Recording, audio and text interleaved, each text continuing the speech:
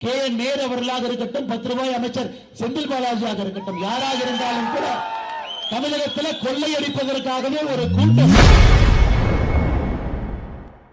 5 ஆண்டு காலம் ஆட்சியில் 5 ஆண்டு காலம். இன்னைக்கு தமிழகத்தில் 35 அமைச்சர்கள் இருக்கிறார்.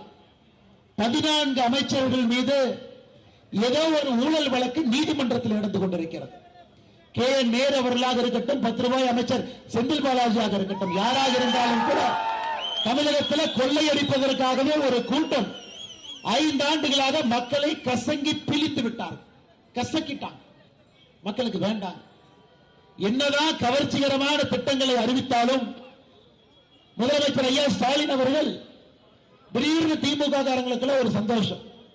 எதுக்கு சந்தோஷம் இல்லைங்க, தாய்மார்களுக்கு வங்கி கணக்குக்கு 5000 ரூபாய் அனுப்பிட்டோம். அவங்க எல்லாம் சந்தோஷமா வங்கியில போய் ஓடி போய் பணப்பெருக்க நிக்கிறாங்க. அவங்க சந்தோஷமா வங்கிக்கு போறதை பார்த்தாவே தெரியலையா. நான் ஒரு திமுக காரங்கிட்ட சொன்னேன், அண்ணன் அவங்க வங்கிக்கு ஏன் போனாங்கன்னா போட்ட பணத்தை புடுங்கிடுவேன் உடனே எடுக்க போயிருக்கிறாங்க. சந்தோஷமெல்லாம் யாரும் வங்கிக்கு போகல. அருமை சொந்தங்களை நீ நன்றாக ஞாபகம் வைத்துக் கொள்ள வேண்டும். இந்த பகுதியில் கோயம்புத்தூர்ல நம்முடைய அண்ணன் வேலுமணி அவர்கள் 10க்கு 10 தொகுதியும் நம்முடைய தேசிய ஜனநாயக கூட்டணி வெற்றி பெற்ற பொழுது உங்களுக்கு தெரியும், கொரோனா காலகட்டம். நம்ம கோயம்புத்தூர்காரங்க நல்லவங்கிறனால அப்பப்ப நீங்க மன்னிச்சு சில பேர்த்த விட்டுறீங்க. செய்திகளை உள்ளது உள்ளபடி தெரிந்து கொள்ள ரெஃப்ளெக்ட் நியூஸை சப்ஸ்கிரைப் பண்ணுங்க.